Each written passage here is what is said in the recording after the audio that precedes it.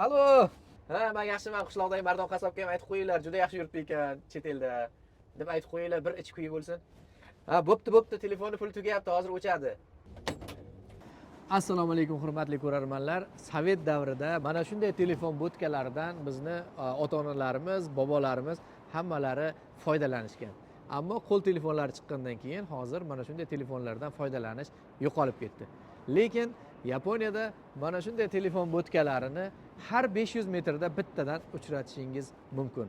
Butun Yaponiya bo'ylab mana shunday telefon bo'tkalari 110 mingdan oshiq ekan. Bir qarasangiz, Yaponiya o'zining zamonaviy texnologiyalari bilan butun dunyodan 100 yil oldinga o'tib ketganga o'xshaydi. Ammo bir qarasangiz, butun dunyodan 100 yil orqaga qolib ketganga o'xshaydi. Mana shu 100 yil orqada qolib ketgan unsurlaridan 4 tasini sizlarga hozir aytib o'tmoqchiman. Birinchisi mana shu siz ko'rib turgan telefon bo'tkalari.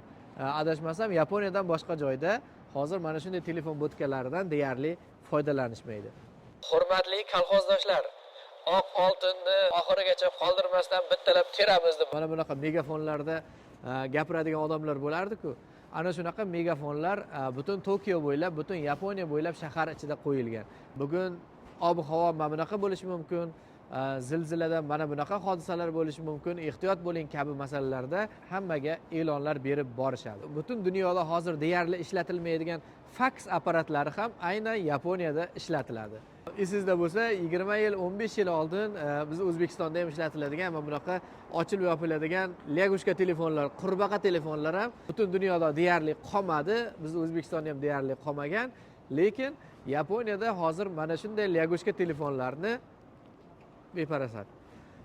Lyagushka telefonlarni ishlatadiganlar juda ham ko'plab topiladi. Xullas azizlar, nimaga yaponlar butun dunyodan zamonaviy texnologiyalari bilan 100 yil oldinga o'tib ketgan bo'lsa-da, ayrim unsurlari bilan 100 yil orqada yashashyapti deyishsangiz, sotsiologlar buning ikkita sababini ko'rsatishgan.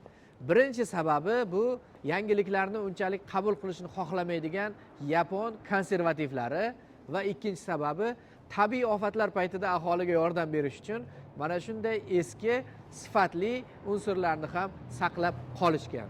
Xullas shunaqa gaplar asilzodalar, bizning O'zbekistonimizda ham qishloq shaharlarimizda mana shunday telefon bo'tkalari bo'lishiga nima deysiz? Fikrlaringizni izohlarda qoldiring. Hamma narsadan kamchilik topadigan ko'mir qalblar o'zingizni bosing, asilzoda palagi toza ko'rarmanlar esa yoqtirmani bosing.